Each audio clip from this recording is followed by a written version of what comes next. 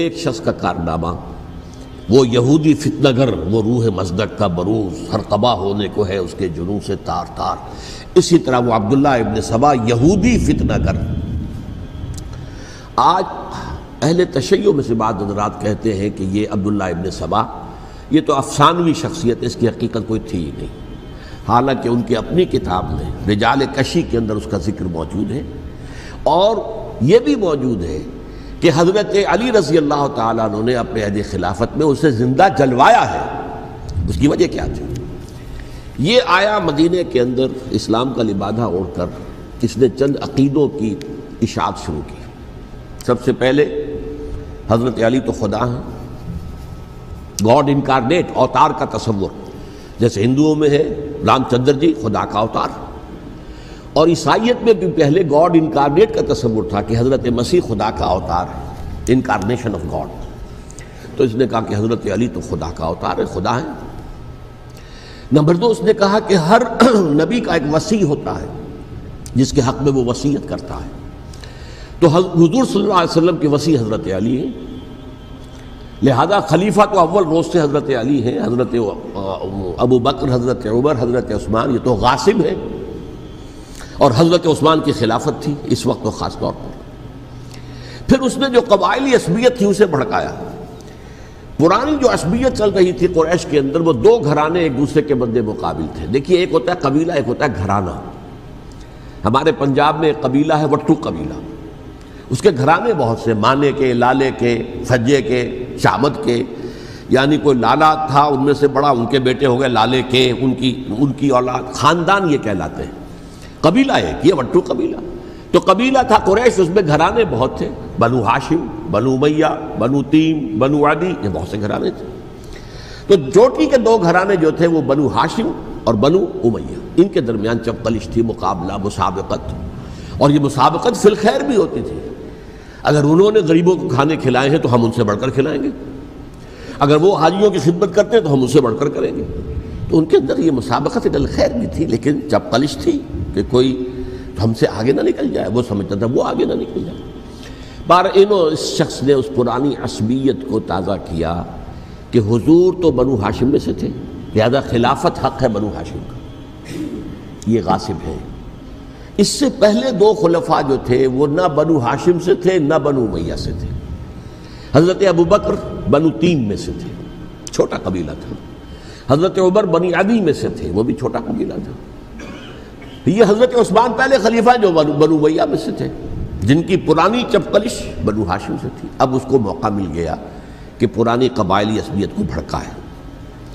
یہ ہے اصل میں اس فتنے کا پس منظر عبداللہ ابن سبا نے جو آ کر پھیلایا ہے، اور اس کی تفصیل میں اس وقت میں نہیں جا سکتا، کیسے یہ فتنہ پروان چڑھا، کیا انہوں نے اسٹریٹجی اختیار کی، کہ یہ کیا کرتے تھے، گروہ بنا کر بھیجتے تھے لوگوں کو، کوفے میں جاؤ تو وہاں پر دمشق کے گورنر کے خلاف اور مصر کے گورنر کے خلاف الزامات لگاؤ، اس نے یہ کیا، وہ غبن کر گیا، وہ یہ کر گیا، وہ خیانت کر رہا ہے، وہ رشتہ داروں کو پال رہا ہے، اور عثمان کے خلاف بھی تقریریں کرو رضی اللہ تعالیٰ عنہ۔ دمشق میں جاؤ تو کوفے کے گورنر کے خلاف، کیونکہ دمشق کے گورنر کے خلاف بات کرو گے تو لوگوں کو معلوم ہوگا کہ یہ جھوٹ بول رہے ہیں، لیکن یہ کہ وہاں تو تم بات کرو کوفے کے گورنر کے خلاف اور مصر کے گورنر کے خلاف اور حضرت عثمان کے خلاف۔ مصر میں جاؤ تو بات کرو کوفے کے اور شام کے گورنر کے خلاف اور حضرت عثمان کے خلاف۔ یہ انہوں نے ایسا اٹھایا، اور اس زمانے میں آپ کو معلوم ہے ذرائع رسل و رسائل تھے نہیں، نہ اس فتنے کی پتہ چل سکا جب تک کہ وہ فتنہ جو ہے پوری طرح برگ و بار لا کر تراور درخت نہیں بن گیا۔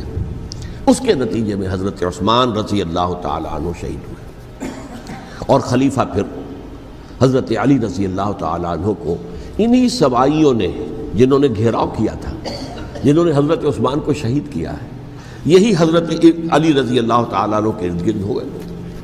اور حضرت علی رضی اللہ تعالیٰ عنہ بھی نہیں چاہتے تھے خلافت کی بیعت لینا، لیکن آخر کیا کرتے؟ کیا وہ امت کو بغیر خلیفہ کے چھوڑ دیتے؟ حضرت زبیر سے کہا گیا، انہوں نے نہیں مانا، رد کر دی بات۔ حضرت طلحہ سے کہا گیا، انہوں نے نہیں مانا۔ حضرت علی سے کہا گیا، اب عشرہ مبشرہ میں سے یہی تو تھے نا، لہذا انہوں نے تسلیم کر لیا، خلافت ہو گئی۔ لیکن اس کے بعد جو خانہ جنگی ہوئی ہے، اس خانہ جنگی کے نتیجے میں نوٹ کر لیجئے کہ 1,00,000 کے قریب مسلمان ایک دوسرے کی تلواروں اور نیزوں اور برچھیوں اور تیروں سے ختم ہو گئے، ہلاک ہو گئے۔ یہ ہماری تاریخ کا تاریک ترین باب ہے۔ 5 سال، 4.5 سال حضرت علی کی خلافت کے اور 6 مہینے حضرت حسن کی خلافت کے رضی اللہ تعالی عنہ۔ اس سے کیا ہوا کہ ایک طرف تو اسلام کی جو توسیع ہو رہی تھی، تھمتا نہ تھا کسی سے سیل رواں ہمارا، وہ سیلاب رک گیا، انٹرنل سیبوٹاج ہو گئی نا، اب تو اندر ہی آپس ہی میں اگر دست و گریبان ہو گئے تو باہر اب کیا توسیع کرتے ہیں، وہ توسیع کا عمل رک گیا۔ اور یوں سمجھیے کہ جیسے ٹرک اگر کبھی چل رہا ہو، بھرا ہوا ہو، لوڈڈ، اور وہ چڑھائی چڑھ رہا ہو، تو اگر کہیں موشن ٹوٹ جائے، ٹرک کو رکنا پڑے، تو ڈرائیور کے جان پر بن جاتی، اس لیے کہ اس کو دوبارہ سٹارٹ کرنا، اور جبکہ وہ چڑھائی پر ہے، انکلائن پر ہے، آسان کام نہیں ہوتا، خطرہ ہوتا ہے وہ پیچھے جو ہے وہ نہ جائے۔ اور پہاڑی علاقوں میں آپ کو معلوم ہے ذرا پیچھے چلے جانے کا مطلب جو ہے بہت خطرناک جو ہے نتیجہ نکل سکتا ہے۔ بہرحال حضرت علی رضی اللہ تعالیٰ عنہ نے اپنے خلافت میں ایک کام یہ کیا، اب اس کی کیا مصلحتیں تھیں یہ تو انہی کے علم میں ہوگا، ہم قیاس کر سکتے ہیں اور میں اس تک میں نہیں جانا چاہتا۔ ابھی تک خلافت کا مرکز تھا مدینہ منورہ، حضرت ابوبکر، حضرت عمر، حضرت عثمان، وہیں جہاں حضور صلی اللہ علیہ وسلم رہے تھے اور جہاں پر کہ حضور مدفون تھے۔ لیکن حضرت علی نے اپنا مرکز جو ہے وہ کوفہ بنا دیا۔ اچھا، اس کی ایک ظاہری وجہ یہ سمجھ میں آتی ہے کہ اسلام کا جو پھیلاؤ ہو گیا تھا، وہ سلطنت اتنی وسیع ہو گئی تھی کہ مدینہ منورہ بہت جنوب میں اور بڑے صحرا کو عبور کر کے جانا ہوتا تھا۔ کوفہ جبکہ ایسی مقام پر تھا کہ جہاں سے مشرقی راستہ جا رہا ہے ایران کو، عراق کے اندر تو ہے وہ شہر کوفہ، اور پھر ایران اور خراسان اور ہندوستان کو راستہ جا رہا ہے، وہیں سے شمال کی طرف جا رہا ہے، شام کی طرف اور ترکی کی طرف، اور وہاں سے پھر یہ کہ مغربی افریقہ کو بھی کنٹرول کرنا، جو شمالی افریقہ کو وہ بھی آسان تھا۔ بہرحال حضرت علی نے کوفہ کو اپنا مرکز بنایا، اور نتیجہ یہ ہوا کہ سبائیوں کا بھی مرکز وہی بن گیا، چونکہ انہوں نے اپنے آپ کو گردا گرد رکھا حضرت علی کے رضی اللہ تعالیٰ عنہ۔ اب ظاہر بات ہے کسی پرٹیکولر پرسن کے خلاف تو کوئی مقدمہ موجود تھا نہیں، بلکہ جب جنگ جمل ہو رہی تھی، ابھی جنگ نہیں ہوئی تھی، حضرت عائشہ، حضرت طلحہ، حضرت زبیر وہ لے کر آئے تھے ایک لشکر اس مطالبے کے لیے کہ حضرت عثمان کے قاتلوں کو سزا دی جائے، قصاص لیا جائے۔ حضرت علی رضی اللہ تعالیٰ عنہ سے گفت و شنید ہو رہی تھی، حضرت علی جو ہے اس پر آمادہ ہو گئے کہ ٹھیک ہے، میں جو بھی قاتلین عثمان ہیں ان کو گرفتار کر کے سزا دوں گا۔ عین اسی وقت کوفے کی مسجد کے اندر جو ہے 10,000 کا مجمع کھڑا ہو گیا، ہم سب قاتل عثمان ہیں، لو ہم سے بدلہ کہاں سے لوگے۔ اور انہوں نے کیا کیا، جاتے ہی جنگ چھیڑ دی، اور جب چھڑ جائے تو یا مرو یا مارو، اس کے علاوہ تو کوئی چارہ کار ہوتا ہی نہیں۔ ایک رات میں 10,000 مسلمان شہید ہوئے، جن میں 2 عشرہ مبشرہ میں سے حضرت زبیر اور حضرت طلحہ رضی اللہ تعالیٰ عنہ۔ تو یہ صورت تھی، سبائیوں نے گھیراؤ کیا حضرت علی کا رضی اللہ تعالیٰ۔ حضرت معاویہ دعوے دار نہیں تھے خلافت کے، قطعاً نہیں، ان کا صرف ایک دعویٰ تھا، اور وہ یہ تھا کہ عثمان کے قاتلوں کو گرفتار کرو، یا خود سزا دو یا ہمارے حوالے کرو، ہم اس سے قصاص لیں گے۔ اس لیے کہ قبیلہ بنو امیہ کا تھا، اور حضرت ابی معاویہ بنو امیہ میں سے، تو ایک خاندانی طور پر جو ہے ہم قصاص لیں گے ان سے جنہوں نے قتل کیا ہے حضرت عثمان کو۔ لیکن یہاں ظاہر بات ہے کہ حضرت علی رضی اللہ تعالیٰ عنہ کی طرف سے مطالبہ یہ ہوتا تھا، تم پہلے میری بیعت کرو، میرے ہاتھ مضبوط کرو تاکہ میں ان کے خلاف کوئی اقدام کر سکوں۔ لیکن انہیں یہ اندازہ تھا کہ اگر میں نے بیعت کی تو ظاہر بات ہے کہ حضرت علی تک پہنچنے سے پہلے مجھے گردن بڑھا دیں گے یہ لوگ، اس لیے کہ سبائی جو ہے وہ آپ کو گھیرے ہوئے۔ بہرحال ایک عجیب الجھاؤ، ایک ڈائلیما تھا جس کی وجہ سے یہ جنگ چلتی رہی، اور حضرت علی رضی اللہ تعالیٰ عنہ کو انہی کے شیعان علی ہی کے اندر سے وہ جماعت علیحدہ ہوئی تھی جس کو ہم خوارج کے نام سے جانتے ہیں، اور ایک خارجی ملجم ابن ملجم ہی نے حضرت علی کو شہید کیا رضی اللہ تعالیٰ عنہ۔ پھر حضرت حسن رضی اللہ تعالیٰ عنہ، اب دیکھیے کس قدر صحیح بات تھی جو حضرت علی رضی اللہ تعالیٰ عنہ نے فرمائی جب ان سے کہا گیا کہ کیا ہم آپ کے بیٹے حسن کے ہاتھ پر بیعت کر لیں رضی اللہ تعالیٰ عنہ۔ فرمایا نہ میں تمہیں اس کا حکم دیتا ہوں نہ میں اس سے روکتا ہوں، یہ تمہارا معاملہ ہے، امرہم شورا بینہم، تم اپنے باہمی مشورے سے جو فیصلہ کرو گے ٹھیک ہے، میں نہ حکم دیتا ہوں نہ روکتا ہوں. اس کا کیا مطلب ہے؟ باپ کے بعد بیٹے کی خلافت ہرگز حرام نہیں ہے، ورنہ کہتے کیسے ہو سکتا ہے میرا بیٹا؟ نہیں، یہ نہیں کہا آپ نے. حضرت عمر سے بھی کہا گیا تھا کہ اپنے بیٹے کو نامزد کر دیں، عبداللہ ابن عمر کو، تو انہوں نے جواب میں کیا کہا؟ اسے تو طلاق دینی بھی نہیں آتی. انہوں نے اپنی کسی زوجہ کو طلاق دی تھی اور اس میں جو صحیح ترین طریقہ ہے وہ اختیار نہیں کیا تھا. انہیں طلاق دینے تک نہیں آتی تو میں اسے خلیفہ بنا دوں. یہ نہیں کہا تھا کہ باپ کے بعد بیٹا خلیفہ نہیں ہو سکتا، یہ تو نہیں تھا. کہیں حرام نہیں ہے، نہ کتاب و سنت میں، نہ کوئی حدیث ہے، نہ کہیں قرآن مجید میں. تو حضرت علی نے بھی فرمایا رضی اللہ تعالی، نہ میں روکتا ہوں نہ حکم دیتا ہوں، یہ تمہارا اپنا معاملہ ہے. بہرحال حضرت حسن رضی اللہ تعالی عنہ نے حضرت امیر معاویہ سے صلح کر لی، خلافت ان کے سپرد کر دی. دیکھیے، میں حضرت ابوبکر، حضرت عمر، حضرت عثمان، حضرت علی کے ساتھ حضرت حسن کے دور خلافت کو بھی خلافت راشدہ میں سے سمجھتا ہوں. اور تبھی 30 سال پورے ہوتے ہیں اس حدیث کے مطابق کہ حضور نے فرمایا خلافت 30 برس رہے گی، پھر ملوکیت آ جائے گی. تو حضرت حسن کا بہت بڑا کارنامہ یہ ہے کہ اس خانہ جنگی کا دروازہ بند کر دیا. اور یہ پیشن گوئی تھی حضور کی صلی اللہ علیہ وسلم حضرت حسن کو، جب بچے تھے حضور کے انتقال سے پہلے، میرا یہ بیٹا مسلمانوں کے 2 گروہوں میں صلح کرائے گا. یہ حضور کی پیشن گوئی تھی، اور وہ پیشن گوئی حضرت حسن کے علم میں بھی ہوگی یقیناً. بہرحال انہوں نے صلح کی حضرت امیر معاویہ کے ساتھ رضی اللہ تعالی عنہ، خلافت ان کے حوالے کر دی، اور کچھ شرائط تھیں طے ہو گئی. اللہ خیر صلی اللہ. حضور کی تو یہ پیشن گوئی جو ہے صحیح ثابت ہوئی کہ میرا یہ بیٹا مسلمانوں کے 2 بڑے گروہوں کے درمیان صلح کرا دے گا. اور سبائیوں نے انہیں تانے دیے، یا عار المومنین، اے مومنوں کے لیے موجب عار، موجب شرم، تم نے بزدلی دکھائی ہے، تم نے امیر معاویہ کو خلیفہ تسلیم کر لیا، تم نے بزدلی دکھائی. معاذ اللہ ثم معاذ اللہ ثم معاذ اللہ. اب میں کچھ باتیں حضرت امیر معاویہ کے بارے میں کہنا چاہتا ہوں، اس لیے کہ وہاں اس میں میں نے حضرت معاویہ کے بارے میں یہ تو بہت شدت کے ساتھ کہا تھا، اور میں اب بھی اس پر قائم ہوں اور پوری طریقے سے قائم ہوں. میرا مستقل موقف یہی ہے کہ حضرت معاویہ رضی اللہ تعالیٰ عنہ کے دور خلافت کو ہم خلافت راشدہ میں شامل نہیں سمجھتے، اہل سنت میں سے کوئی بھی نہیں سمجھتا. لیکن اس کے ساتھ میں نے حضرت امیر معاویہ کے کچھ مناقب بھی بیان کیے تھے، تاکہ پلڑا جو ہے ترازو کا، اس کے دونوں پلڑے سامنے آ جائیں. لیکن یہ کہ وہ حصہ میرے اس بیان کا نکال دیا گیا، ختم کر دیا گیا. یہ میں نہیں جانتا کہ اس میں کیا مصلحت دیکھی گئی ہے. اس میں تو کسی کے لیے کوئی معاملہ ایسا نہیں تھا، کسی کے جذبات کو جو ہے وہ ٹھیس پہنچانے والا. کیونکہ میں نے کہا وہ خلیفہ راشد نہیں تھے، صاف میں نے کہا، بلکہ وہ دور ملوکیت کا آغاز ان سے ہو گیا ہے. بلکہ جب ایک صاحب نے یہ کہا کہ کربلا کے بعد سے دور ملوکیت آ رہی تھی، تو میں نے کہا نہیں جناب، دور ملوکیت تو 20 سال پہلے پوری ہو چکی تھی، شروع ہو چکی تھی. حضرت امیر معاویہ کے بھی 20 سال جو ہے وہ دور ملوکیت میں شمار ہوتے. انہیں کسری العرب بھی کہا گیا، عرب کے کسریٰ، جو شہنشاہ ایران کا خطاب تھا، حضرت معاویہ رضی اللہ تعالیٰ عنہ کو کسری العرب کہا گیا، عرب کا کسریٰ یہ. لیکن دوسری طرف یہ ہے کہ وہ صحابی رسول ہیں رضی اللہ تعالیٰ، حضور کے برادر نسبتی بھی ہیں، حضور کے سالے ہیں. ان کی ہمشیرہ ام حبیبہ حضور کی زوجہ محترمہ ہیں، ام المومنین ہیں، ام حبیبہ رضی اللہ تعالیٰ عنہ. پھر کس قدر معتمد علیہ تھے حضور کے کہ کاتبان وحی میں شامل تھے. وحی کی کتابت کرنے والے چند لوگ تھے جنہیں کہ حضور کہتے تھے کہ اب یہ آیت لکھ لو، ان میں سے ایک امیر معاویہ بھی رضی اللہ تعالیٰ.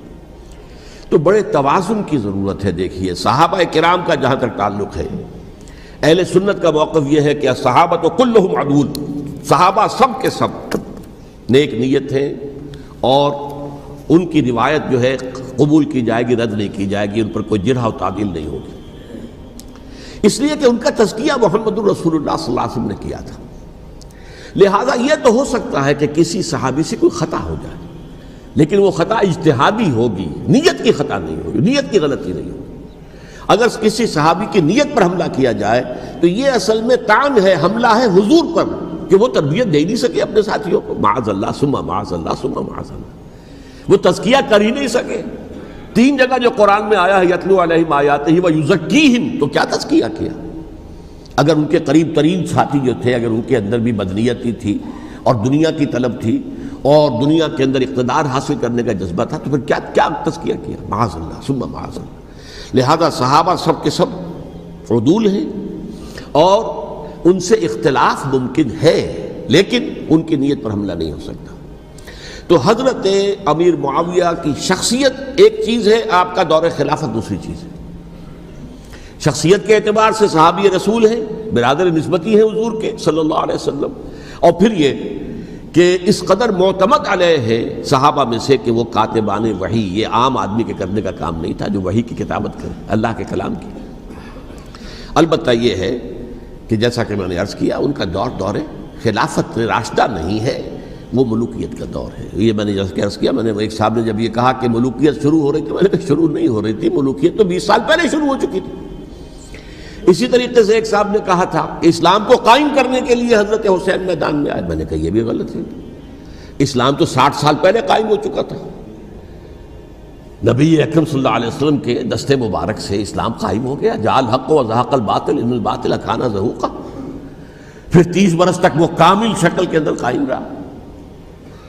تو اسلام جو ہے وہ در حقیقت اب قائم کرنے والی بات نہیں تھی، البتہ اس کے اندر زوال شروع ہو گیا تھا، اس زوال کے عمل کو روکنے کے لیے حضرت حسین میدان میں آئے۔ یہ ایک چیز کو صحیح تاریخی پرسپیکٹو میں رکھنا، تو جس طرح سے دین کو قائم کرنے کے لیے دیکھیں، قائم تو کیا محمد رسول اللہ صلی اللہ علیہ وسلم والذین معہ رضی اللہ تعالی عنہ، انہوں نے کیا تھا۔ ہاں اب جو ہے وہ اپنی اس شاندار حیثیت سے نیچے گرنے لگا تھا، وہ میں بعد میں عرض کروں گا کہ میں نے اسے کیا عرض کیا تھا کہ یہ اس زوال کو روکنے کے لیے کسی طریقے سے یہ اپنی اصل حقیقت میں قائم رہے، یہ حضرت حسین رضی اللہ تعالیٰ عنہ کی سعی تھی۔ اچھا، حضرت امیر معاویہ کے جو 20 سال ہیں وہ پورے امن، سکون، اطمینان، کوئی جھگڑا، کوئی فساد، کوئی اختلاف، کوئی باہمی فانت جنگی، کچھ نہیں، 20 سال۔ یہ بھی تاریخ کی بڑی چشم کشا حقیقت ہے جو عام طور پر لوگوں کے علم میں نہیں ہے۔ سبائی بھی دبکے رہے، حضرت امیر معاویہ کی حکومت اتنی مضبوط تھی، کنٹرول، کہ ان کو کچھ سر اٹھانے کا موقع نہیں ملا، موجود تھے، دبکے رہے۔ جیسا کہ میں نے کہا، ریولوشن کے آخری مرحلے پر آ کر جو مخالفین ہیں وہ دب جاتے ہیں کہ پھر دیکھیں گے موقع ملے گا تو پھر لیں گے ان سے حساب کتاب۔ 20 سال رہے ہیں پورے امن کے، 10 سال کے بعد یعنی درمیان میں ہے حضرت امیر معاویہ کا عہد خلافت۔ ایک صحابی جو کہ بزرگ صحابہ میں سے ہیں، مغیرہ ابن شعبہ رضی اللہ تعالی عنہ، وہ آتے ہیں اور وہ کہتے ہیں کہ دیکھیے امیر المومنین، کتنی بڑی خانہ جنگی رہی تھی مسلمانوں کی آپس میں، اور اب بھی اگر آپ کسی کو نامزد کیے بغیر چھوڑ گئے امت کو تو پھر خانہ جنگی ہو جائے۔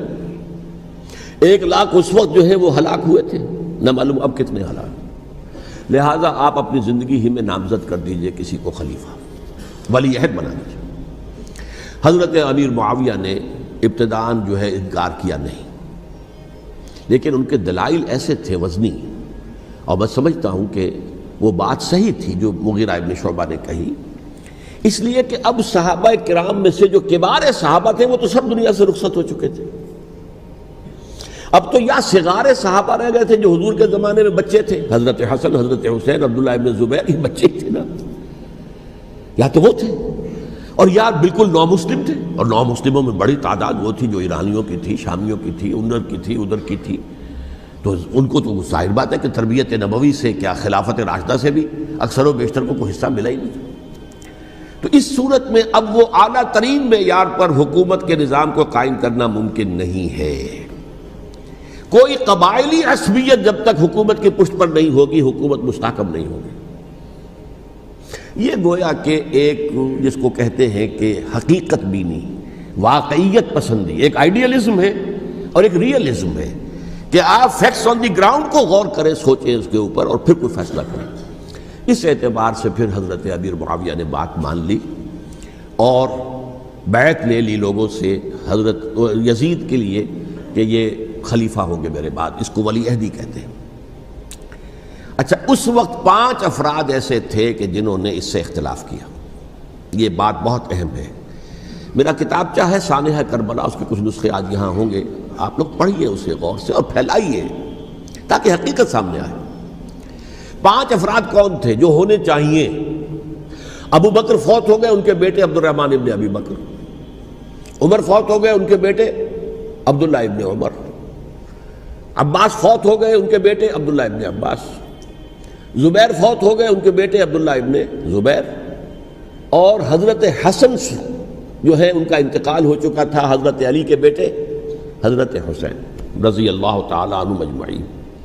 حضرت حسن کے بارے میں ایک فریق کا کہنا یہ ہے کہ انہیں زہر دے کر ہلاک کیا گیا، اہل تشیع کا قول یہ ہے، جبکہ اہل سنت کہتے ہیں کہ نہیں، وہ اپنی جو بھی طبی موت تھی اس سے ان کی وفات۔ لیکن میں اس میں نہیں جانا چاہتا، اس لیے کہ یہ مائکرو ہسٹری جو ہے نا، وہ تو ایک ایک واقعے کے لیے ادھر کی روایات کیا، ادھر کی کیا ہیں، ان کے پاس کیا دلائل، ان کے پاس، یہ تو کسی ریسرچ اسکالر کا موضوع ہے، میرا موضوع نہیں ہے۔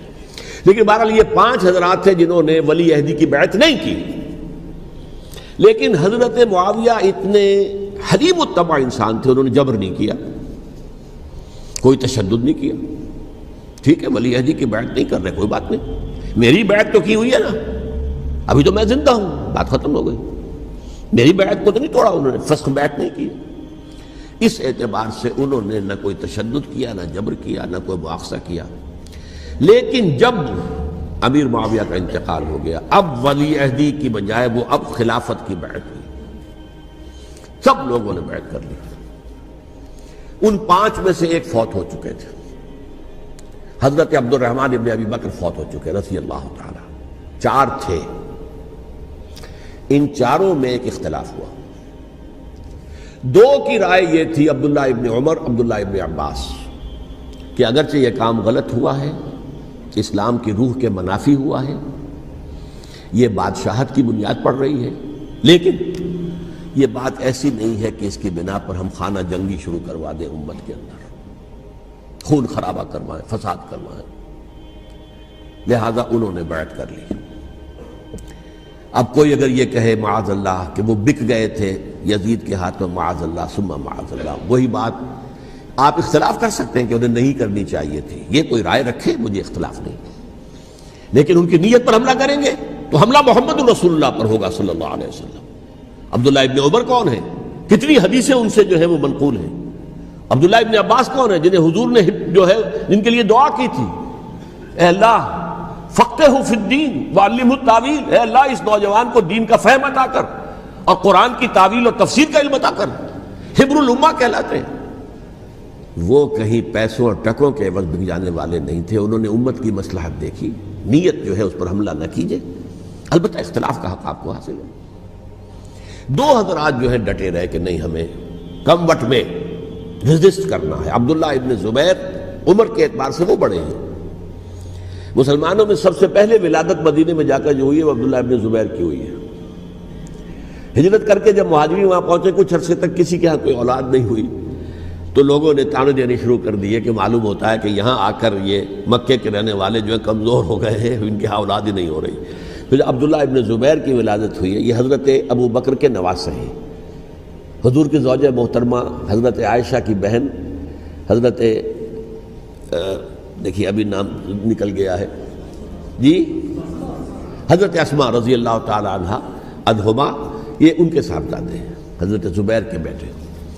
ان کا فیصلہ ہوا کہ ہمیں رجسٹ کرنا ہے کم وقت میں، ایٹ اینی کاسٹ۔ حضرت حسین ابن علی رضی اللہ تعالی عنہما کا بھی فیصلہ ہوا کہ ہمیں رجسٹ کرنا ہے کم وقت میں۔ البتہ ان میں بھی ایک اختلاف ہو گیا، یعنی یہ 2 تو جڑے رہے، ان 2 میں اختلاف ہو گیا۔ عبداللہ ابن زبیر کا کہنا یہ تھا کہ ہمیں حجاز میں رہنا چاہیے، یہ سرزمین ہے جس میں نبوت کی برکات سب سے زیادہ ہیں، یہاں ہم مضبوط قلعے کے اندر ہیں، ہمیں یہاں سے جو ہے رجسٹ کرنا چاہیے اور ختم کرنا چاہیے اس نظام کے اندر جو خرابی آ گئی ہے اس کو۔ حضرت حسین رضی اللہ تعالیٰ عنہ کے پاس خطوط کا تانتا بنا ہوا تھا، کوفے سے لوگ خط لکھ رہے تھے، آئیے آئیے آئیے، ہم آپ کے ہاتھ پر بیعت کریں گے، ہم آپ کے ہاتھ پر بیعت کریں گے، ہم آپ کے ہاتھ پر بیعت کریں گے۔ یہی وہ کوفہ جو حضرت علی کا دارالخلافہ رہا تھا اور جو پھر صبائیت کا گڑھ بن گیا تھا۔ چنانچہ حضرت حسین نے حضرت مسلم بن عقیل کو بھیجا وہاں پر کہ میرے نمائندے کی حیثیت سے جا کر وہاں پر بیعت لو۔ 10-12 ہزار افراد نے بیعت کر لی، لیکن اس کے بعد یزید کی طرف سے گورنر بنا کے بھیجا گیا ابن زیاد کو۔ ابن زیاد نے آ کر جو تشدد کیا اور سختی کی تو سب کے سب بیعت توڑ کر اور سب منحرف ہو گئے. مخلصین تو وہ تھے نہیں. الکوفی لایوفی، کوفی جو ہے وہ تو کوئی وعدہ وفا کرنے والا ہوتا ہی نہیں، بیعت توڑ دی. فمن نقص فانما ينقص على نفسه، بیعت کے بعد بیعت توڑ دینا بہت بڑا گناہ ہے، توڑ دی. ادھر اطلاع مل گئی حضرت حسین کو، چل چکے تھے وہ، راستے میں تھے کہ وہاں تو مسلم بن عقیل شہید ہو گئے اور سب لوگوں نے بیعت توڑ دی. اب واپس جانا چاہتے تھے لیکن مسلم بن عقیل کے بیٹے جو ہے اڑ گئے. یہ عرب کی اپنی ایک جو ہے پرانی ان کی حمیت اور ان کا قبائلی نظام کہ اب ہم اپنے والد کے خون کا قصاص لیے بغیر نہیں جائیں گے. حضرت حسین رضی اللہ تعالیٰ عنہ کی مروت اور شرافت کہ یہ میرا ساتھ دینے کے لیے آئے تھے، اب میں ان کا ساتھ نہ دوں تو یہ تو شرافت اور مروت کے خلاف ہے. کہا اچھا چلو چلتے. وہاں جا کر بھی عین اپنے میدان کے اندر بھی حضرت حسین رضی اللہ تعالیٰ عنہ نے 3 چیزیں پیش کی ان کوفیوں کے لشکر کے خلاف. سب سے بڑا لشکر کے اندر سب سے بڑے تو کوفی تھے جنہوں نے بیعتیں کی ہوئی تھی حضرت حسین کے ساتھ.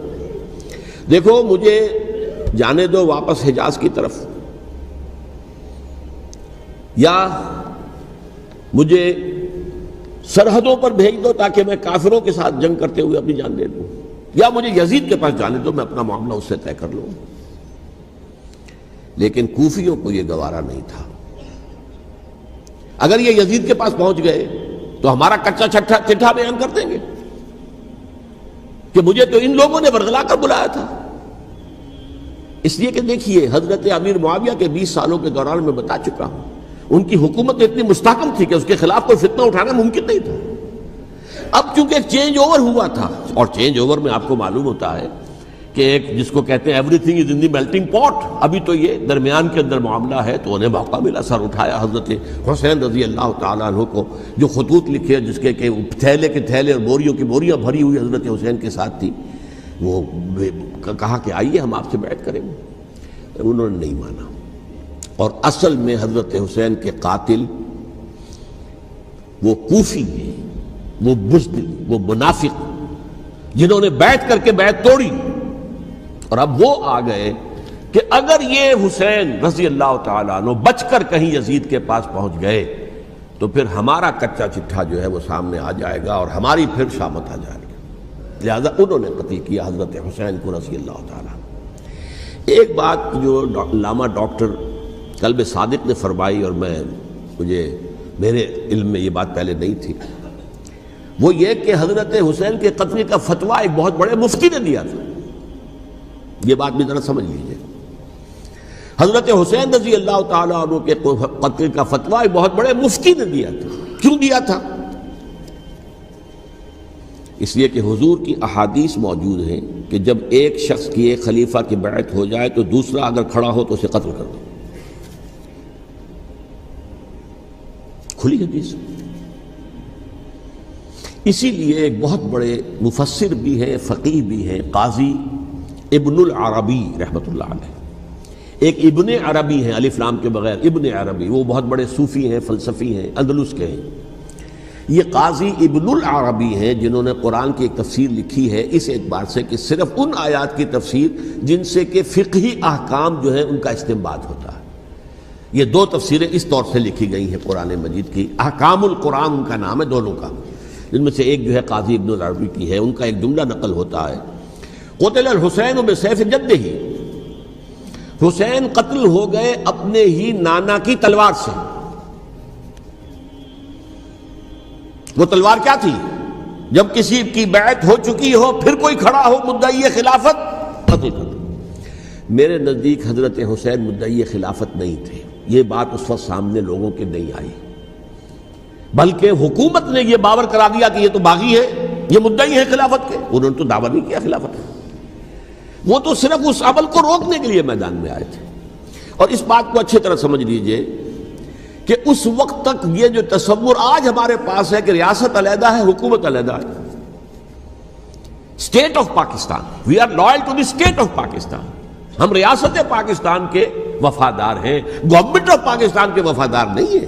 وی are not loyal to the government. Government تو کبھی بے نظیر کی تھی، ہم اس کے خلاف تحریک چلا رہے تھے، یا کبھی کسی اور کی تھی اس کے خلاف تحریک چل رہی ہے، یا کبھی ضیاء الحق کی تھی اس کے خلاف تحریک چل رہی ہے۔ گورنمنٹ کو بدلنا تو عوام کا حق ہے، آج، اس وقت نہیں تھا۔ اس وقت ریاست اور حکومت کا کوئی فرق نہیں تھا، لہذا جو حکومت سے اختلاف کرے گویا کہ باغی ہے۔ یہ ہے اصل میں وہ پیچیدہ مسئلہ کہ کیوں کسی مفتی نے فتویٰ دے دیا، اس لیے کہ اس وقت تک ریاست اور حکومت کا فرق واضح نہیں تھا دنیا پر۔ یہ تو ابھی کوئی 100-150 سال کی بات ہے کہ آج ہمارا جو پولیٹیکل سائنس کا ایولیوشن ہوا ہے وہ اسٹیج تک پہنچ گیا ہے کہ اسٹیٹ علیحدہ ہے، حکومت علیحدہ ہے۔ حکومت تو اسٹیٹ کے 3 آرگنز میں سے ایک آرگن ہے، ایڈمنسٹریشن حکومت کی ہے، جوڈیشری ہے اور لیجسلیچر ہے، 3 آرگنز ہیں بڑے بڑے، ان میں سے ایک ہے۔ تو حکومت کو بدلنا تو عوام کا حق ہے، چاہے وہ ووٹ کے ذریعے بدلے، چاہے ایجیٹیشن، اگر پرامن ایجیٹیشن ہے اس سے حکومت کو بدلنے کا حق حاصل ہے دستوری طور پر ہر اعتبار سے۔ اس وقت یہ نہیں تھا، لہذا صورتحال یہ بن گئی کہ حکومت وقت نے باور کرا دیا مسلمانوں کو، ورنہ سوچئے نواسۂ رسول کو قتل کرنا کوئی آسان کام تھا؟ آخر سب کلمہ گو تھے کہ نہیں تھے؟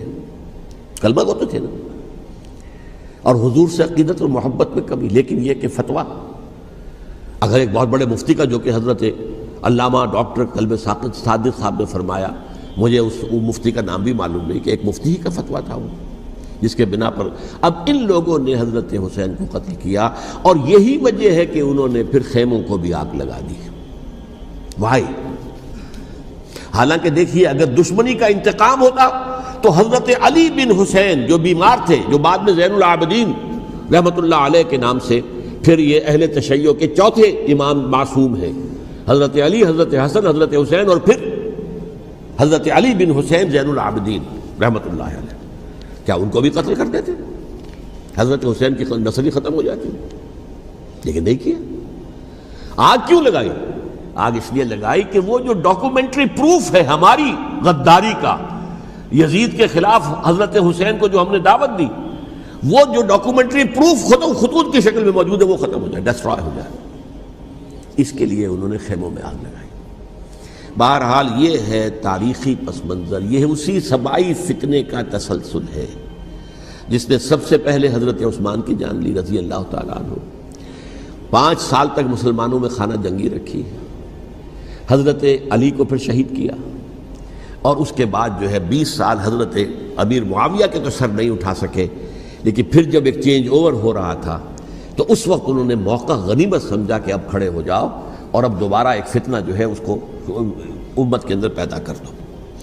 اچھا، اس معاملے میں ایک بات جو میں نے وہاں کہی کہ ہمارے ہاں شاعرانہ جو مبالغہ آمیزی ہے، یہ میری گفتگو کا حصہ انہوں نے حذف کر دیا ہے، اور میں نے ایک سنی شاعر، بہت بڑے عالم، جن کے حوالے سے آج بھی میری تقریر ہوگی خالق دینہ ہال میں، مولانا محمد علی جوہر کے ایک شعر کے حوالے سے کہا کہ قتل حسین اصل میں مرگ یزید ہے، اسلام زندہ ہوتا ہے ہر کربلا کے بعد۔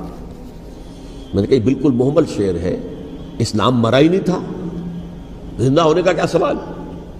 اور اگر کسی درجے میں مزمحل یا زخمی ہوا تھا تو وہ تو رہا، کربلا کے بعد بھی رہا، یزید کی حکومت بھی رہی، بنو امیہ کی حکومت بھی چلی، کوئی تبدیلی تو نہیں آئی۔ یہ کیا کہہ رہے ہیں؟ اسلام زندہ ہوتا ہے کربلا کے بعد؟ میں نے کہا اسلام مرا نہیں تھا۔ جیسے میں نے یہ کہا کہ ملوکیت جو ہے وہ اب شروع نہیں ہوئی، ملوکیت تو 20 برس پہلے شروع ہو چکی تھی حضرت امیر معاویہ کے، لیکن ظاہر بات ہے کہ حضرت حسن نے، حضرت حسین نے اس کو قبول کیا، اور حضرت حسین نے تو پھر 10 سال تک ولی عہدی جو تھی چاہے بیعت نہیں کی، لیکن اس کے خلاف میدان میں آ کر چیلنج تو نہیں کیا۔ اس اعتبار سے یہ معاملہ جو ہے اسلام زندہ ہوتا ہے کربلا کے بعد، یہ بے تکی بات ہے۔ ہاں، حضرت شاہ اسماعیل شہید رحمۃ اللہ علیہ کی اگر میں تشبیہ کو، تمثیل کو سامنے رکھوں تو اسلام کی عمارت 6 منزلہ ہے، 6ٹھی منزل ٹاپ کی وہ گر گئی، 5 منزلیں انٹیکٹ تھیں، اسلام مرا نہیں تھا۔ عدالت میں شریعت کے مطابق فیصلے ہو رہے تھے، قاضی تھے، مفتی تھے، شریعت نافذ تھی، اسلام کہاں مرا تھا؟ جبکہ خود کہہ رہے ہیں علامہ قلب صادق کے ایک مفتی کے فتوے سے ہی حضرت حسین کو قتل کیا گیا۔ اب وہ مفتی کی رائے، اس کی بدنیتی ہو، جو بھی ہو، وہ جانے، اللہ جانے، لیکن عام مسلمان کیا کرے؟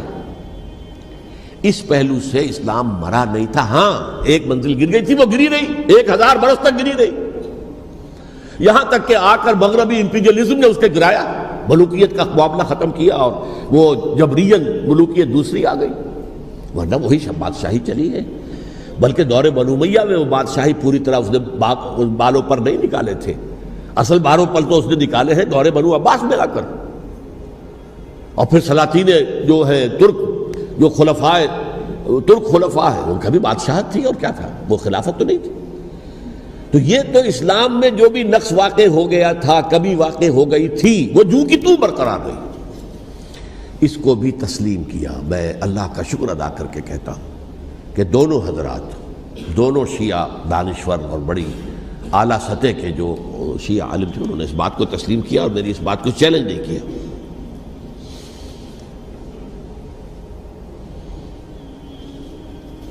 اصل میں تیسری بات میں نے یہ کہی کہ دیکھیے حضرت حسین رضی اللہ تعالی عنہ کی اس شہادت کے بعد، اس کے بعد واقعہ حرہ بھی ہوا، جو واقعہ کربلا سے بھی بعض اعتبارات سے زیادہ بھیانک اور زیادہ گھناؤنا واقعہ بنو امیہ کی تاریخ ہے، جس کو لوگ جانتے ہی نہیں. مدینہ کے کچھ لوگوں نے بغاوت کی اور انہوں نے اس کے خلاف فوج بھیجی، اور فوج کو جب مدینہ فتح کر لیا 3 دن کے لیے حلال کر دیا، جو چاہو کرو، یہاں جسے چاہو مارو، جسے چاہو لوٹو، جس کا گھر چاہو برباد کرو، جس عورت کو چاہو ریپ کرو. اور یہ مدینہ النبی کے اندر ہوا. تو کاٹ کھانے والی ملوکیت کے اندر بہت سے واقعات ہوئے. عبداللہ ابن زبیر کھڑے ہوئے، انہوں نے حکومت قائم کی تھی، لیکن یہ کہ وہ تو 6 سال کے لیے کامیاب بھی رہے، ایک حکومت قائم کی، بنو امیہ کے ہاتھ پر بیعت نہیں کی، بالآخر ان کی حکومت بھی ختم ہو گئی. پھر حضرت زید کھڑے ہوئے، انہوں نے بغاوت کی، وہ بھی ناکام رہ گئے. پھر بنو عباس میں کھڑے ہوئے حضرت نفس زکیہ، حضرت حسن رضی اللہ تعالیٰ عنہ کے اولاد میں سے، وہ بھی ناکام ہو گئے، شہید ہو گئے. پھر یہ سمجھ لیا گیا کہ اب یہ جہاں تک 6ٹھی منزل ہے وہ تو دوبارہ تعمیر نہیں ہو سکتی. یہ تو جس کی لاٹھی اس کی بھینس، جس کے پاس طاقت ہوگی اس کی حکومت ہوگی، جس کا قبیلہ زیادہ قوی ہوگا، جس قبیلے میں زیادہ عصبیت ہوگی، مضبوط ہوگا، متحد ہوگا، طاقتور ہوگا، اسی کی حکومت ہوگی. البتہ اس کے نیچے لوگوں کے اخلاق کی اصلاح کرو. صوفیاء کرام نے وہ کام اپنے ذمے لیا، اور بالکل وہی کام ہے کہ جو ائمہ اہل بیت کرتے رہے. حضرت حسن کی اولاد میں پھر حضرت علی بن حسین رضی اللہ تعالی، حضرت حسین کی اولاد میں پھر امام محمد باقر، امام محمد جعفر صادق، اور اس کے بعد بھی 5 اور. کسی نے بغاوت نہیں کی. جیسے علماء کرام کام کر رہے تھے اور جیسے صوفیاء کرام کام کر رہے تھے، ایسے ہی وہ مسلمانوں کی علمی تربیت، روحانی تربیت و تزکیہ کر رہے تھے. کسی نے حکومت کو چیلنج نہیں کیا. نوٹ کر لیجیے اس بات کو. حضرت علی نے بھی چیلنج نہیں کیا تھا، حضرت حسن نے چیلنج نہیں کیا، خود صلح کر لی. تو ائمہ اہل بیت جو 12 یہ گنتے ہیں، جن میں سے آخری جو ہے حضرت مہدی کو تو ابھی ظاہر ہونا ہے، ان کے عقیدے کے مطابق وہ روح پوش ہیں، وہ ظاہر ہوں گے. لیکن 11 حضرات کے بارے میں یہ کہ حضرت حسین کے سوا کسی نے بھی چیلنج نہیں کیا وقت کے نظام میں. اور حضرت حسین نے بھی اس مغالطے پر کیا کہ کوفی ساتھ دیں گے، اور یہ موقع ہے کہ یہ جو 6ٹھی منزل اسلام کی گر گئی ہے، اسے دوبارہ تعمیر کر دیا جائے. انہوں نے خلافت کا دعویٰ نہیں کیا تھا، یہ انہیں عوام کو مغالطے میں مبتلا کیا گیا کہ یہ خلافت کا مدعی ہو کر سامنے آیا. جیسا کہ میں نے آپ سے کہا تھا، امیر معاویہ نے حضرت علی کے عہد خلافت میں کبھی خلافت کا دعویٰ نہیں کیا. مدعی خلافت نہیں تھے وہ تو یہ کہتے تھے کہ قاتلان حسین جو ہے، قاتلان عثمان کو سزا دو، قصاص دو، بس. اسی طرح حضرت حسین نے بھی. اب دیکھیے اس ضمن میں اس میں کوئی شک نہیں ہے، حضرت حسین رضی اللہ تعالی عنہ کی جو شہادت ہوئی ہے، ان کے ساتھیوں کی، اعزاء و اقارب کی، تاریخ انسانی میں یہ عزم، ہمت، شجاعت، مثابرت، صبر، استقلال، استقامت، اس کی بہت روشن مثال ہے، بہت روشن مثال ہے، بہت روشن مثال ہے. لیکن اس سے تاریخ کی رفتار پر کوئی اثر نہیں پڑا. وہ جو ملوکیت آ گئی تھی وہ اور گہری سے گہری ہوتی چلی گئی. واقعہ کربلا کے بعد تو واقعہ ہررا ہوا میں نے گنوا دیا آپ کو، اس سے زیادہ تو میرے خیال میں کہ اور ہمارے لیے لائق شرم جو ہے کوئی واقعہ ہے ہی نہیں اس پہلو سے۔ لیکن حضرت حسین کا ایک، اب ان کو یہ کہ میں مطلب یہ کہ اگر میں ان کے ہاتھ پر بیعت کر لیتا ہوں جو کہ اس وقت سامنے موجود تھے کہ یزید کی بیعت تمہارے ہاتھ پر کرتا ہوں، تو گویا کہ اپنے آپ کو سرنڈر کر دیتے۔ وہی خطرہ جو امیر معاویہ کو تھا کہ مجھے وہ تو پہنچنے بھی نہیں دیں گے علی تک رضی اللہ تعالیٰ عنہ اور مجھے پہلے ہی شہید کر دیں گے، یہی خطرہ حسین کو تھا رضی اللہ تعالیٰ عنہ کہ مجھے یزید تک پہنچنے نہیں دیں گے، پہلے قتل کر دیں گے۔ اور ویسے بھی یہ ایک شرافت، مروت اور حمیت اور غیرت اور عزت نفس کا تقاضا بھی تھا کہ بھائی معاملہ ہے یزید کا، میرا مجھے وہاں جانے دو، اللہ اللہ خرچ، یو کین اسکورٹ می، میرے دائیں بائیں چلو تاکہ میں کہیں اور بھاگ نہ جاؤں تمہارے خیال میں، مجھے وہاں پہنچا دو، میں وہاں پہ جا کے اسے معاملہ کر لوں۔ لیکن انہوں نے قتل کیا، اصل قاتلان کوفی، وہی سبائی۔ البتہ یہ ہے کہ اس واقعے کی جو یادگار ہے اس میں کوئی شک نہیں ہے کہ اس نے مسلمانوں میں سے ایک گروہ کے دل میں قربانی اور شہادت کا جذبہ بہت پیدا کیا، اس میں کوئی شک نہیں۔ اور جس طریقے سے کہ عاشورہ محرم میں یاد منائی جاتی ہے، جس طریقے سے اس نے اہل تشیع کے اندر قربانی کا جذبہ بے انتہا پیدا کر دیا، اگرچہ وہ جذبہ بروئے کار نہیں آتا، اس لیے کہ ان کے ہاں یہ عقیدہ ہے، یہ طے ہے کہ جب تک حضرت مہدی ظاہر نہیں ہوں گے ہم کسی کے خلاف بغاوت نہیں کریں گے۔ یہ پوری تاریخ میں ان کا معاملہ رہا، تمام جو ہے ائمہ اہل بیت کا معاملہ رہا، جب تک مہدی نہیں آتے keep sitting and keep waiting, wait and see, that's all. یہ تو خمینی صاحب نے کیا ہے، آیت اللہ خمینی صاحب نے، کہ انہوں نے یہ ایران کے شیعوں کو باور کرایا کہ بھائی جب آئیں گے حضرت مہدی آ جائیں گے، لیکن ہم اب ہاتھ پر ہاتھ رکھ کر بیٹھے رہیں، باطل کو چیلنج بھی نہ کریں، ہمیں کچھ تو کرنا چاہیے، وہ ہاتھ پاؤں ہلانے چاہیے اور کچھ نہیں تو مہدی کا راستہ جو ہے صاف کرنا چاہیے، تمہید کرنی چاہیے، ان کے راستہ ہموار کیا جائے۔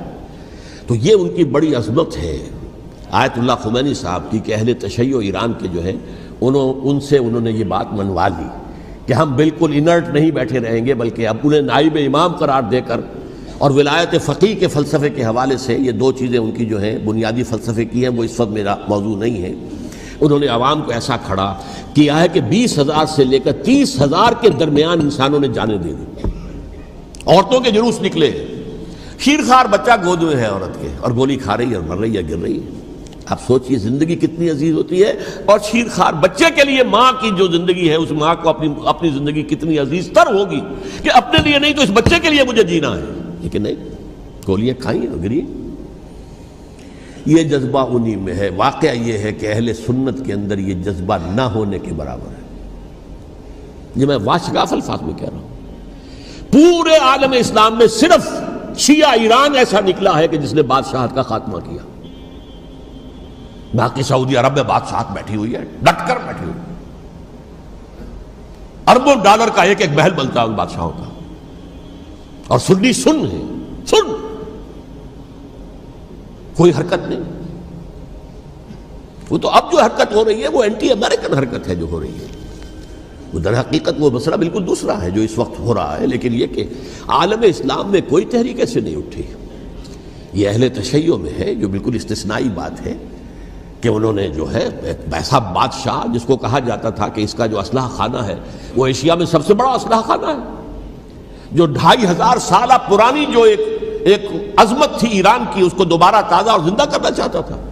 2500 سالہ برسی اس نے منائی تھی، اس کے لیے ایک شہر آباد کیا تھا کہ خسرو یا سائرس یا ذوالقرنین قرآن مجید کی اصطلاح میں اس کی یادگار بنائی تھی، اور وہ سوچ رہا تھا کہ وہی عظمت دوبارہ ایران کی ہوگی جو کہ خسرو کے زمانے میں تھی، جس کا قرآن مجید میں سورہ کہف کے اندر ذکر ہے، مشرقی فتوحات، مغربی فتوحات، شمالی فتوحات۔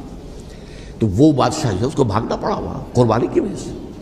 تو یہ جو ہے واقعہ کربلا نے، اس میں کوئی شک نہیں ہے کہ ایک ایسی مشعل روشن کی ہے جس کو کہ ہر شخص کو دیکھنا چاہیے۔ یہ بھی انسان، جیسے کہ اقبال نے ایک شعر کہا تھا غالب کے لیے، فکر انسان پر تیری ہستی سے یہ روشن ہوا ہے، پرے مرغ تخیل کی رسائی تاک ہو جا، تو فکر انسان پر حضرت حسین کی قربانی سے یہ واضح ہوا ہے کہ انسان کس حد تک جا سکتا ہے قربانی دینے کے لیے اپنے کسی مقصد کے لیے۔ مقصد ان کا جو تھا، میں نے اسی لیے آیت پڑھی تھی، معاذ اللہ ثم معاذ اللہ۔ میں ایک آخری بات جو کہہ رہا ہوں وہ نوٹ کر لیجئے، ایک خاص انتہائی نقطۂ نظر کے عام کیے جانے کی وجہ سے سنیوں میں بھی ایک انتہائی رد عمل پیدا ہوا ہے، ایکسٹریم رائٹسٹ سنیز۔ اگر ایک طرف سے حملہ کیا گیا ہے حضرت عثمان کی نیت پر، ان کو خیانت کا الزام لگایا گیا، ان پر اقربا پروری کا الزام لگایا گیا، حضرت ابو موسیٰ شریف پر خیانت اور غداری کا الزام لگایا گیا، یہ ساری چیزیں اگر صحابہ کرام کے اوپر ہوئی ہیں، امیر معاویہ پر، امیر اور عمرو بن العاص پر، تو جواب میں کچھ لوگ کھڑے ہو گئے، حضرت علی وہ اقتدار کے طالب تھے، معاذ اللہ ثم معاذ اللہ ثم معاذ اللہ۔ یہ اہل سنت کا موقف نہیں ہے۔ حضرت حسین اقتدار کے طالب تھے، ہرگز نہیں، ہرگز نہیں، ہرگز نہیں۔ وہی اصول جو میں نے بتایا تھا سب کے لیے لاگو رہے گا، وہ امیر معاویہ کے لیے ہے تو حضرت علی کے لیے بھی ہے، حضرت حسین کے لیے بھی ہے۔ یہ نیک نیت ہے، آپ ان کی کسی رائے سے اختلاف کر سکتے ہیں لیکن ان کی نیت پر حملہ نہیں کریں گے۔ نیت پر حملہ کریں گے آپ کا ایمان بالرسالت جو ہے وہ مجروح ہو جاتا ہے۔ یہ رسول کے ساتھ بھی ہے، رسول نے ان کا تزکیہ کیا، یتلو علیہم آیاتہ ویزکیہم، اس کا سارا عمل محمد کا کیا ہوا ہے صلی اللہ علیہ وسلم۔ تو صحابی کے معاملے میں یہ ہمارے ہاں ان کو اہل سنت جو ہیں، جو معتدل مزاج کے، اکثریت ان کی، یہ تو چند لوگ ہیں، ذرا قلم چلا لیتے ہیں تو ان کی بہت سی کچھ چھوٹی چھوٹی کتابیں بھی شائع ہو گئی ہیں بہت، لیکن انہیں اہل سنت نے قرار دیا ناسبی یا خارجی۔ جیسے خوارج نے کہا تھا حضرت علی بھی کافر ہیں اور حضرت امیر معاویہ بھی کافر ہیں، حضرت عمرو بن العاص بھی کافر ہیں، معاذ اللہ ثم معاذ اللہ۔ ایسے ہی کچھ لوگ حضرت حسین پر بھی الزام لگاتے ہیں کہ اقتدار کی ہوس اور طلب کے اندر انہوں نے یہ سارا سفر کیا تھا، اور بس یہ ہے کہ وہ جو بازی تھی وہ ہار گئے، اللہ اللہ خیر صلی اللہ، اس سے آگے کیا ہے معاملہ، نہیں، معاذ اللہ ثم معاذ اللہ۔ اسی لیے میں نے آیت آج جو پڑھی تھی ایک اور جو بہت بظاہر آپ کو معلوم ہوئی ہوگی، غیر متعلق ہے میرے آج کے عنوان سے، تلک الدار الآخرۃ نجعلھا للذین لا یریدون علوا فی الارض ولا فسادا۔ یہ سورہ قصص کے آخری آیات میں سے، دیکھو یہ آخرت کا گھر جو ہے وہ ہم خاص کر دیں گے ان لوگوں کے لیے جو اس زمین میں اپنے اقتدار کے طالب نہیں ہوتے۔ زمین میں اقتدار کے طالب ہوگے فساد ہو جائے گا، تم بھی طالب میں بھی طالب، جھگڑا ہوگا، لڑائی ہوگی، دنگا ہوگا، فساد ہوگا۔ تلک الدار الآخرۃ نجعلھا للذین لا یریدون علوا فی الارض ولا فسادا۔ جو لوگ زمین میں اپنے اقتدار کے طالب اور اس کے نتیجے میں فساد پیدا کرنے والے نہیں ہیں، ان کے لیے ہم نے آخرت کا گھر خاص کیا ہے۔ والعاقبۃ للمتقین، اور عاقبت جو ہے، انجام کار، آخرت جو ہے وہ تو متقیوں کے لیے ہے۔ اسی میں آئیں گے سب صحابہ کرام، خواہ وہ حضرت علی ہے رضی اللہ تعالیٰ عنہ، اور خواہ وہ حضرت امیر معاویہ ہیں، حضرت عثمان ہیں رضی اللہ تعالیٰ عنہما، خواہ حضرت حسن ہیں، حضرت حسین ہیں رضی اللہ تعالیٰ عنہما، خواہ عبداللہ ابن زبیر ہیں، خواہ عبداللہ ابن عباس ہیں، خواہ عبداللہ ابن عمر ہیں رضی اللہ تعالیٰ عنہم اجمعین۔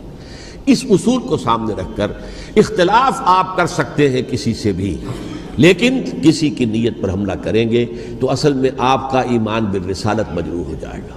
علی کو نبی اکرم صلی اللہ علیہ وسلم نے اپنا نائب بنا کر چھوڑا تھا جب غزوہ تبوک میں جا رہے تھے مدینے میں۔ حضرت علی نے کہا بھی کہ مجھے آپ عورتوں کے ساتھ بٹھا کے جا رہے ہیں، فرمایا تمہارا مقام میرے ساتھ وہی ہے جو موسیٰ کے ساتھ ہارون کا تھا۔ ہارون کو چھوڑ کر گئے تھے نا یہودیوں کے پاس جب گئے تھے تورات لینے کے لیے، تو تمہارا وہی مقام ہے میرے ساتھ۔ تو یہ حضرت علی ہیں رضی اللہ، ان کے بارے میں میرا، ان کی کیا عظمت میری نگاہ میں۔ تو یہ 3 کتابچے ہیں، مجھے نہیں معلوم تیسرا یہاں ہے یا نہیں ہے، بہرحال آپ لوگوں کو ریکمینڈ کر رہا ہوں کہ ان کا مطالعہ کریں۔ اب یہ کہ آخری بات یہ کہ اصل ہمارے کرنے کا کام کیا ہے۔ دیکھیے کیوں نہیں کیا کسی نے بھی خروج کا معاملہ، وہ میں واضح کر چکا ہوں، بغاوت نہیں کی، کیوں؟ ایک تو ریاست اور حکومت میں فرق نہیں تھا، ذرا کھڑا ہو اور وہ باغی قرار پائیں گے، واجب القتل ہو جائیں گے، فتوے کی زد میں آ جائیں گے، یہ معاملہ تھا۔ اور دوسرے یہ کہ عمارت پوری گری نہیں تھی، ایک منزل گری تھی نا۔ آج ہم کہاں کھڑے ہیں؟ پوری عمارت گری ہوئی ہے، نہ شرعی عدالتیں ہیں، نہ شرعی فیصلے ہیں، نہ احکام الہی نافذ ہے، نہ حدود اور قصاص کے معاملات ہیں، کچھ بھی نہیں۔ ہمارا فرض کیا ہے؟ حضرت حسین کی مدح کرتے رہیے، تعریف کرتے رہیے، صحابہ کرام کی مدح کرتے رہیے، مدح صحابہ، اس کے لیے مجلسیں قائم ہو رہی۔ بھائی کر کیا رہے ہو؟ تھے تو آبا وہ تمہارے ہی، مگر تم کیا ہو؟ ہاتھ پر ہاتھ دھرے منتظر فردا ہو۔ تلک امۃ قد خلت لہا ما کسبت ولکم ما کسبتم۔ وہ تو ایک امت تھی جو چلی گئی، اللہ کے ہاں پہنچ گئے۔ جو کچھ انہوں نے کمایا وہ ان کے لیے، تمہارے لیے نہیں ہے۔ تمہارے لیے وہ ہوگا جو تم کماؤ گے۔ ہمارے لیے راستہ اب یہی ہے کہ خلافت راشدہ کے مکمل نظام کو اثر نو قائم کرنے کے لیے منہج انقلاب نبوی کو اختیار کریں۔ میری کتاب اس پر، کیسٹس اس پر، آڈیو کیسٹس، ویڈیو کیسٹس، سی ڈیز، نہ معلوم ڈی وی ڈی، سب کچھ موجود ہے۔ سیرت النبی پر تو میں عرض کر چکا ہوں، فلسفہ سیرت النبی سمجھنا ہے تو میری کتاب پڑھیے، ورنہ سیرت النبی آپ پڑھ لیں گے، واقعات معلوم ہو جائیں گے، فلسفہ سیرت سامنے نہیں آئے گا۔ اس کا آپ مطالعہ کریں گے میری کتاب سے۔ اور دوسرے یہ کہ یہ خلافت قائم کرنے کے لیے جو جد و جہد ہم کر رہے ہیں، تحریک خلافت پاکستان جس کا میں داعی ہوں ادنا سا، وہ تنظیم نہیں ہے، میں اس کا امیر نہیں، وہ ایک تحریک ہے۔ جیسے تحریک پاکستان کہلاتی تھی جس کی تنظیم تھی مسلم لیگ، پارٹی کا نام مسلم لیگ تھا، لیکن تحریک پاکستان۔ اس طرح تحریک خلافت پاکستان وہ ہم نے چلائی ہے تنظیم اسلامی کے تحت۔ یہ خلافت جب پہلی چلی تھی آج سے 84 سال قبل، نومبر 1921 میں خالد دینہ ہال میں وہ مقدمہ چلا تھا، جس کے نتیجے میں بڑے بڑے جو لیڈر تھے ہمارے، مولانا محمد علی جوہر اور مولانا حسین مدنی اور مولانا ابوالکلام آزاد، ان سب کو 2 سال کی قید کی سزا سنائی گئی تھی، بغاوت، مقدمہ بغاوت، یہ خالد دینہ ہال۔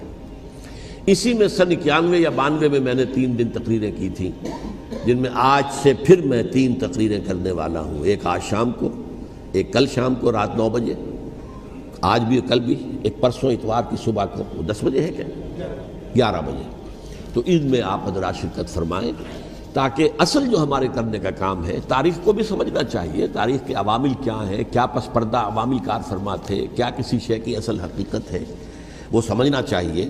لیکن یہ ہے کہ اس اعتبار سے میں نے جب یہ لفظ استعمال کیا تھا اس مذاکرے میں، لپ سروس، کہ یہ ہم صرف لپ سروس کرتے رہے، مدح کے بیان کرتے رہے، منقبت بیان کرتے رہے، حضور کی نعتیں کہتے رہے، اس سے تو بات نہیں بنے گی جب تک کہ وہ فرض منصبی شہادت علی الناس کا جو ہمارے ذمے ہے بحیثیت امت محمد صلی اللہ علیہ وسلم اس کو ادا نہ کرے۔ مجھے خوشی ہے کہ اس کی بھی تائید دونوں حضرات نے کی، ہاں یہ لپ سروس کا معاملہ ہے۔